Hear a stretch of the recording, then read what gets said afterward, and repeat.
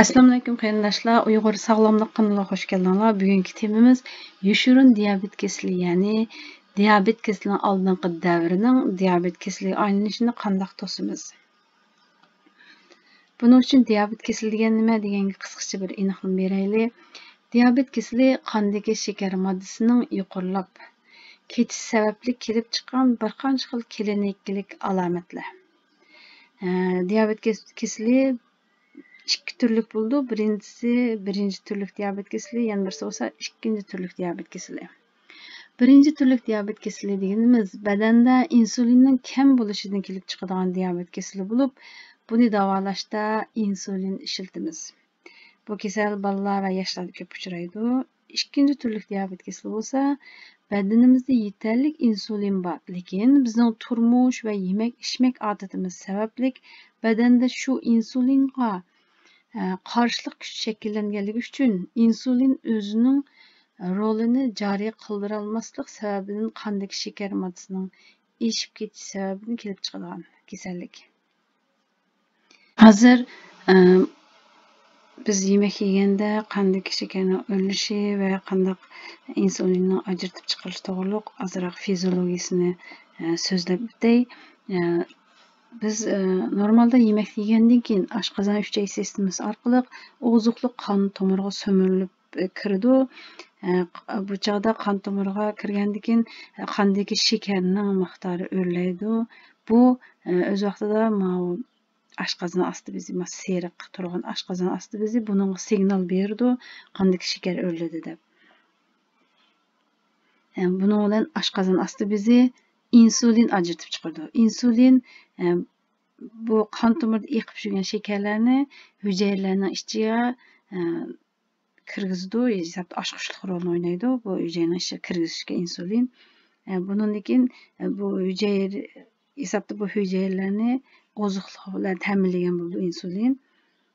Endi keyin bu hujayralar o'zining to'yingandan keyin shakarga qog'inni, ya'ni insulin o'chog'da jigarga kelib zapas shakar holatida saqlab, buni keyingi ehtiyojimiz uchun, badanning ehtiyoji uchun saqlaydi. Bu qilish orqali, bunday qilish orqali qondagi umumiy shakarning miqdorini normal holatda saqlay oladi va yuqori qavatmay normal holatda saqlaydi. Endi 6 soat atrofidan keyin yemek yemasak, qondagi normal shakarning miqdori tushishga boshlaydi. Bu yana oshqozon osti beziga signal bo'lib keladi. Oshqozon osti bezi o'chog'da qondagi shakarni o'riltadigan hormon, yuqoriladigan hormonni ajratib chiqarish orqali bu jigarda zapas saqlagan shakarlarni parchalab qon tomiriga kirgizish orqali yana qon tomirida eqib turadigan shakarning miqdorini normal holatda saqlashga kafolat qildi. Bu odat normal deganimiz 80 dan 100 milligram atrofida, buni o'ttiruvchi qismi 90 milligram atrofida saqlashni asos qilib, bizning normal hujayralarning normal energiya ilishiga kafolat qiladi. Endi bugungi asosiy temamizda shu ikkinchi tiplik diabet kasalining yoshirin holatdan diabet deb diagnoz qo'yish bo'lgan orlig'idagi ba'zi alomatlarni ham qanday qilganda buni kontrol qilish to'g'riliq qisqacha bir so'zlab o'tmoqchi. Endi diabet kasali diagnoz qo'yish uchun qondagi shakarning miqdori 126 milligramdan yoki bo'lmasa 7 millimoldan eshib ketgan bo'lishi kerak. Yoshirin diabet kasali bo'lsa, qon shakari 100 milligram bilan 125 milligram oralig'ida bo'ldi. Yana bir o'lcham birligida bo'lsa 6 dan 6.9 millimol oralig'ida bo'ldi. Undan boshqa yana o'lchaydigan o'lchimimiz uzun vaqtliq qondagi shakarning miqdorini o'lchaydigan o'lcham bo'lib, buningda diabet kasali bo'lish uchun 6.5% eshib ketgan bo'lishi kerak. Yoshirin diabet kasalida 5.7 dan 6.4 oralig'ida bo'lishi kerak. Unda bo'lsa, bu qondagi shakarning manbalari nereden keldi? Buni bize o'ylab bakaylik. Albatta bu yemekten keldi. Navoda sap qand tarkibidagi yemeklarni ko'p iste'mol qilganda, masalan, tatlı ichimlik, asalli, kempit, morojna, tatlı tort degandek. Bularni iste'mol qilgan chog'da qondagi qand miqdori tez va bek yuqori tez chiqib ketadi. Bu chog'da insulin tez ajratib chiqarishga majbur bo'ldi degandek badanda bir qalaymiqanchilik yuz berdi. Undan boshqa yana qand shakarining manbasi sütdan keladigan shakar manbasi, meva shakar qatorliqlar. Undan boshqa yana kraxmal. Bu kraxmal turdagi narsalar bek ko'p. Masalan, bu bulka deysiz, guruch yemekliklari, yildiz ko'ktatlari, buningda baranga, tatliq baranga, turub, chamg'ur degandek. Yani un deyilgan har xil yemeklar, unliq tomoq, ko'ktat, purchoq deganlarni bu kraxmalga oid ko'p bo'ldi. Bu kraxmal badan kirgandan keyin ikkisi glikozga aylanadi. Biroq bu glikoz bizda hujayralarni energiyaga ta'minlaydi, lekin bek ko'p bo'lsa badanga ziyonli albatta. Bu mana kraxmal tipidagi oziqlarning rasmi.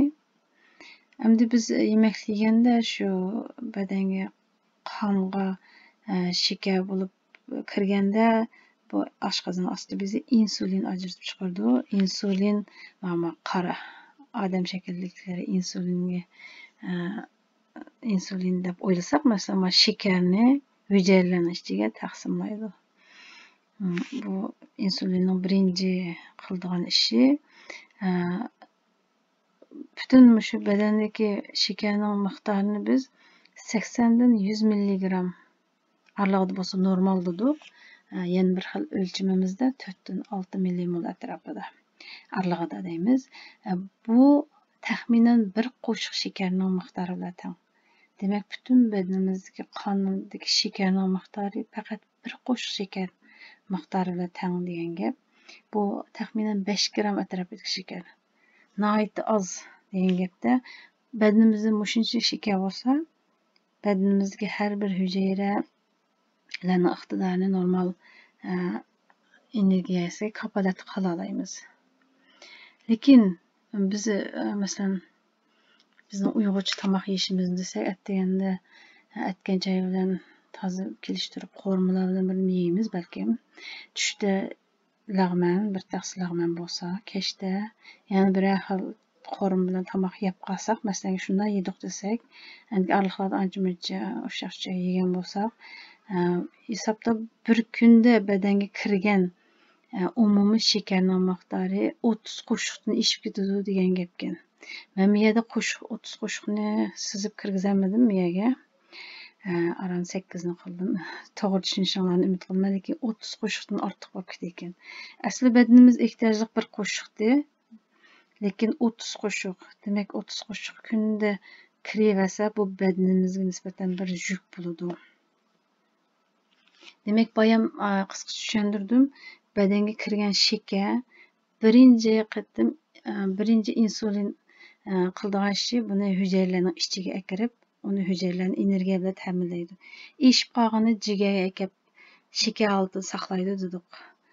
Lekin buni bakchiq ortiq saqlayolmaydi. Masalan, 1700 kilokaloriyani ishib ketgan qismini u amal yo'q, may holatida saqlash kerak. Shunga insulinning shakarni zapas saqlashdan boshqa yana mayga aylantirish iqtidori bor. O chog'da mana rasmni ko'rganimizdek, mana normal jigar hujayralar desak,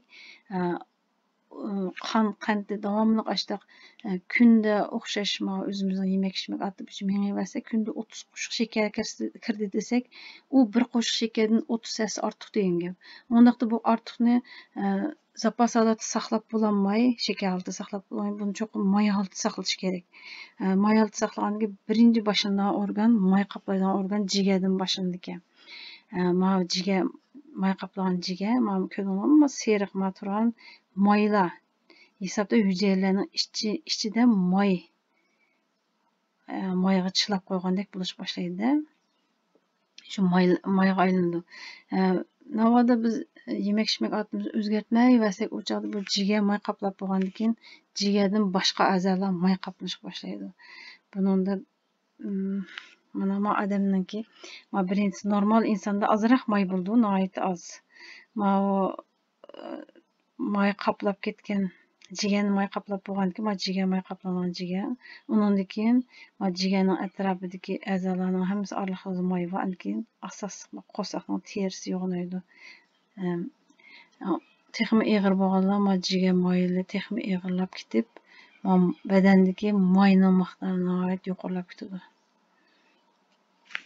Buning hammasi shu bizning badanga kiradigan oziqlikning eshib ketganligidan bo'ladi. Bu rasmda nihoyat aniq ko'rsatdi, xuddi qatnashning chirog'iga o'xshash. Normal bo'lganda yeshil chiroq, diabet bo'lganda qizil chiroq. Endi o'rtadagi qismi yoshirin diabet kasali deb ko'rsatdi. Demak, u vaqtda bak diqqat qil degan gapda. Biz masalan Uyg'urlarning yemak-ichmak odati bo'yicha oziqlansak, albatta kuniga 30 qo'shiq ortiq hisobda 30 qo'shiq 30 hassa ortiq shakar kiradi. Bunda kiraversa albatta diabet bo'lish ehtimolimiz yuqori yoshning cho'ng'ishiga ergishib.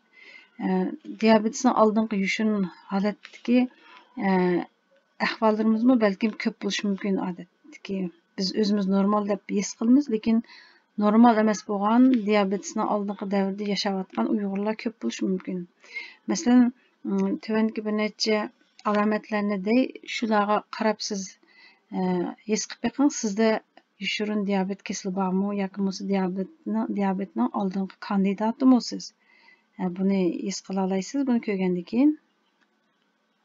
Masalan, o'ri turib beshingizni tuvan qilib yer qarsangiz, putingizni uchini ko'ramisangiz, demak bu siz diabetning oldingi davrda degan gap.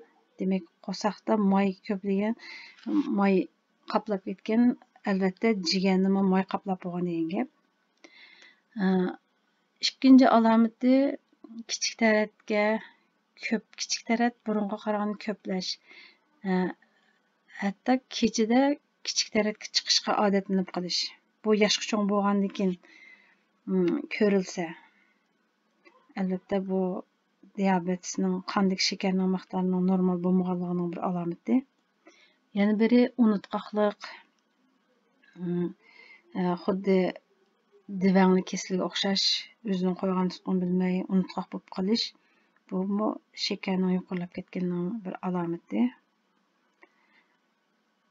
Qo'saq pat-pat ichib turadigan bo'lib, kechida qo'pab qo'sqamay ichib ketdi deb tomoq itib yedim desa, bu diabet bo'lishning oldingi alomati. Tatli yemeklarni xumas tutib ketish, yemiz turolmaslik. Tomoqdan keyin uyqusi kelish.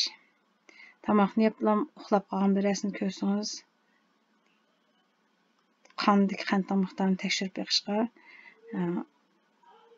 da'vat qilsangiz bo'ldi. Yana biri putqunlar uyushish yoki bo'lmasa xuddi cho'milmongandek his qilish. Bu qandning miqdori normal bo'lmay, qildam qon tomirlarni va ushoq nervalarni zaxmlantirganlikdan bo'ladigan bir alomat. Yuqoridagi alomatlar bo'lsa, kimda bo'lsa, o'zini diabetning oldingiman deb o'ylasa bo'ldi. Andikin o'zining shu badan shakli o'zgarib ketgan, masalan, samirib ketgan bo'lsa, bu putqunlar uyushgan, tomoqni to'xtamay yeydigan holda bo'lsa, bunda davomlashaversa diabet bo'lmayotgan deb o'ylash kerak. Uning uchun qanday qilsak buni to'xtatamiz, normallashtiramiz. Undaqda diqqat qiladigan bir nechta turli ishlar bor. Buningda birinchisi tomoq yeganda go'sht turidagi yemeklarni asos qilib, go'sht, beliq, tuxum qatorliqni asos qilib oziqlanish, andiki xamir tomoqlarni va guruchlarni amalda yemaslik kerak. Andikin ikkinchisi bir yeganda bakchiq tomoq yemaslik kerak. Oshqozonning 3dan 1ni bo'sh qo'yish. Bu bizning sunnat. Shu tomoqni oz yeyish.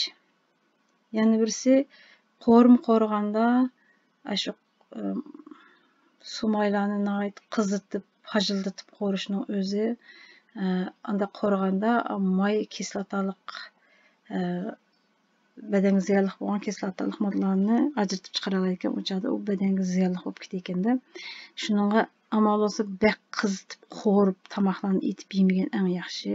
Navbat bek qo'rim tomoq yeyish to'g'ri kelsimi, burungi ota-onalarimizning ajdodlarimizning yo'lida olsak, shu qo'ymayni qo'rsak, bek qizitib qo'rmay, normal sal astaroq o'tdi-chu. Qo'ymay bo'lmasa seriqmay ishlasak bo'ldi. Endi yana bir eng yaxshi mushu diabetning oldingi alomatlari ko'rilgan qarindoshlarimiz amal va kunda haftada 2 vaqt ro'za tutishni o'ziga odat qilsa, ham ig'izni ochgan chog'da jix yemaslik kerak. Normal odatda bir nashli qilgandek yesa, u chog'da badanda saqlanib qolgan maylar parchalanishi kerakchi, uning vaqt berishimiz kerak. Ular parchalanib, asta-asta tugandiki, u normal sog'lom badan holatiga keladi. Oxirdagisi chiniqish, davomli chiniqib bersak, bu chiniqishni demasam ham ma'noqizlar badanga ziyon yo'q, foydasi bor. Qarindoshlar, bu to'g'riliq ozroq to'xtaldik. Yoqtirib anglashinglarni umid qilaman. Biror savol, fikringlar bo'lsa, ostida yozib qoldirib qo'ysanglar, keyin uning javobini beraman. İnşallah keyingi qatimda yangi mazmunlar bilan ko'rishishga Alloh nasib qilsin. Allohga omonat.